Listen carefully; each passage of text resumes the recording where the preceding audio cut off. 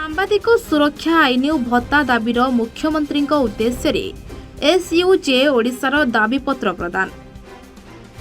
कार्यरत सांबादिक मानू मासिक 25,000 टंका एवं अवसर नहीं सारी सांबादिकों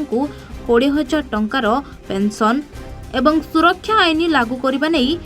एसयूजे ओडिशा दाबी करिछि। सेहीपरि राजधानी भुवनेश्वर में एक 100 शଯ୍या विशिष्ट सांबादिक अतिथि भवन निर्माण पर दाबी रखिछि संघ। जिला सदर महकुमा गांधी छक ठारू शताधिक सभ्य मानकर एक शोभा यात्रा जिलापाल ऑफिस निकट में पहुंचीथिला।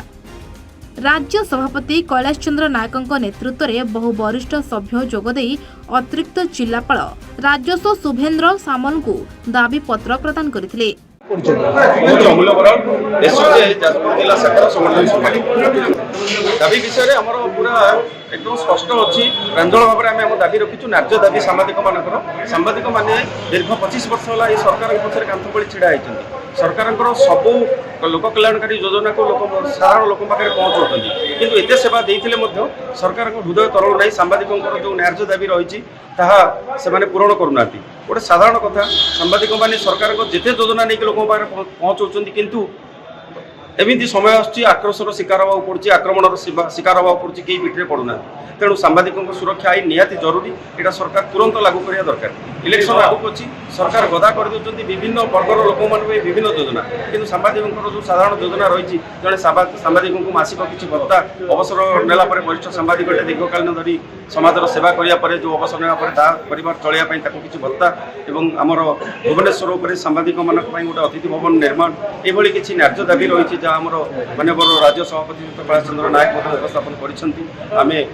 उपजिलापाल मध्यम माननीय मुख्यमंत्री को दाबी जनईचु। आशा रखु निश्चित सरकार सहृदयता सहित विचार कर सांबादिक मान दाबी को पूरण करने त्वरित पदक्षेप ने जहाँफल आम सरकार को सेवा देवा सहित समाज सेवा कर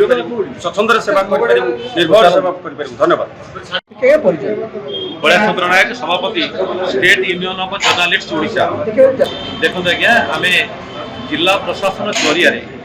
माननीय मुख्यमंत्री को दाबी प्रमुख 3टी दाबी सांबादिक मैंने असुरक्षित भाव में कम कर विभिन्न समय आक्रमण मरणात्मक आक्रमण शिकार होती मिछ मामला शिकार होती कम सहजरे कर सब क्षेत्र में आम गोटे भय आशंका असहज भाव में कम करूँ सांबादिकों गोटे सुरक्षा आईन प्रणयन हो जो मैंने कि से ठीक भाव में कम करेंगे गणतंत्र को जदि टेकी रखीचे जो 3टी स्तंभ ता भर 4टी स्तंभ जी चतुर्थ स्तंभर कौन सुविधा सुजोग ना आम चाहूँ अन्य स्तंभ गुड़िक भली आमको सुरक्षार व्यवस्था कर सुरक्षा आईन प्रणयन कर। द्वितीय कथा सांबादिक मान आर्थिक दुरावस्था मध्य गति कर सरकार दौरान ना आम मीडिया हाउस ठारू किसी सुविधा पाऊँ आम जानू मीडिया हाउस गुड़िक आर्थिक दुरागति मध्य गति करोशार तेणुक आम मीडिया हाउस गुड़िक आमको सुजोग देते सेवा करने आम कृतज्ञता ज्ञापन करूँ कि सरकार दायित्व आम केमी बचू केमी चलू आम पाने चलते केमी आम रोग वैराग्य पड़े केमी भल हो शेष जीवन में बहुत कष्ट पाऊँ सांबादिक मैंने तेणुक सांबादिक मैंने सरकार अति कम अन्य राज्य जमी हूँ भत्ता आम जिले में आम राज्य में 25,000 टंका सांबादिक मानक गोटे भत्ता घोषणा सरकार करूँ एवं 20,000 टंकार गोटे पेंशन व्यवस्था करूँ जो मैंने कम छाड़ी सारे दीर्घ 30 वर्ष धरी जीवन को तिल तिल कर लौ लुह खटे से कम कर सेवा कर जनसाधारण दायित्व बुझुंट व्यवस्था कर सर्वोपरि जेहेतु भुवनेश्वर में सब गणमाध्यम मुख्यालय रही स्वास्थ्य केन्द्र रही शिक्षानुष्ठान रही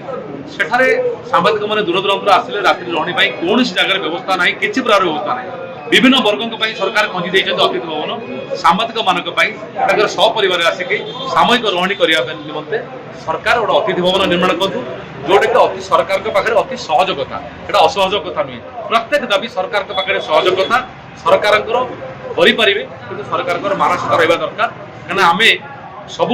निस्वार्थ भाव सरकार काम करूँ आम दाबी विशेष करूँ आम धारणा दौनु आम भूख हड़ताल करूँ आम कलम छड़ा आंदोलन करूँ आम कागज बंद कर दौनु आम टीवी बंद कर दौनु आम काम आम जारी रखीचु आम काम आम जारी रखीचु ता अर्थ नुहे आम करुँ सरकार आमको एड़े जी ना सरकार विवेक खटिया दरकार जे आम जेहेतु जनसाधारण काम करुँ सरकार काम करुँ सरकार आम दाबी शुणु आम सरकार भोटर आम नागरिक अधिकार अच्छी सरकार आम कथा शुणु शुणिले सरकार और गणमाध्यम मध्य संपर्क निकट। जाजपुर परमेश्वर पंडा रिपोर्ट A1 ओडिशा।